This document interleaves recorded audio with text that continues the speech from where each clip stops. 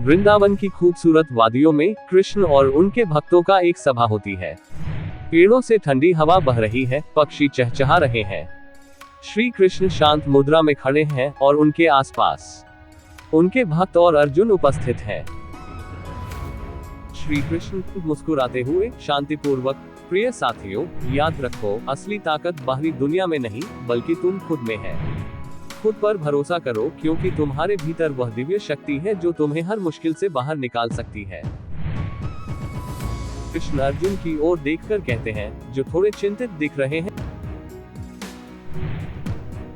अर्जुन चिंतित स्वर में, हे कृष्ण, मुझे कैसे भरोसा हो सकता है अपनी ताकत पर, जब मन में संकोच और भ्रम उत्पन्न होते हैं।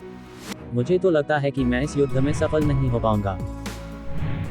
कृष्ण मुस्कुराते हुए आत्मविश्वास से, अर्जुन, तुम्हारी शक्ति तुम्हारे भीतर है, तुम उसे पहचान नहीं पा रहे हो।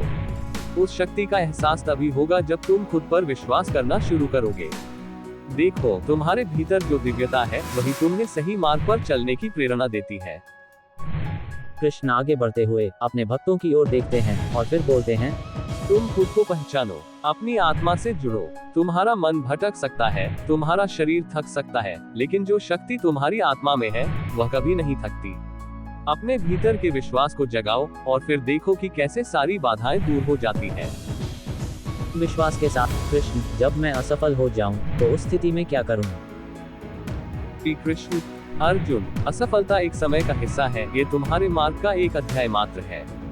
असफलता तुम्हारे आत्मविश्वास को कमजोर नहीं करती, बल्कि तुम्हें और मजबूत बनाती है।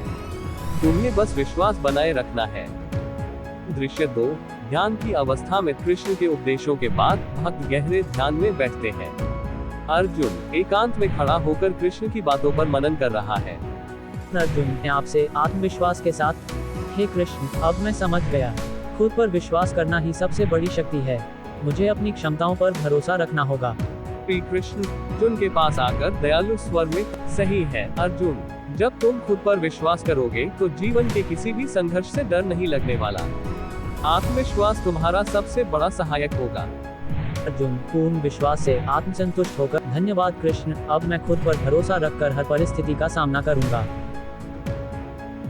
दृश्य 3, अंतिम उपदेश। कृष्ण एक पहाड़ी की चोटी पर खड़े हैं। सूर्यास्त का दृश्य अत्यंत शांतिपूर्ण है।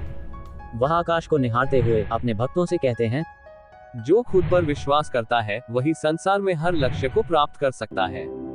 विश्वास किसी भी मुश्किल का सामना करने की ताकत देता है। जिस तरह से सूरज हर दिन उगता है और फिर अस्त होता है, वैसे ही तुम्हें भी अपने आत्मविश्वास को कभी गिरने नहीं देना चाहिए।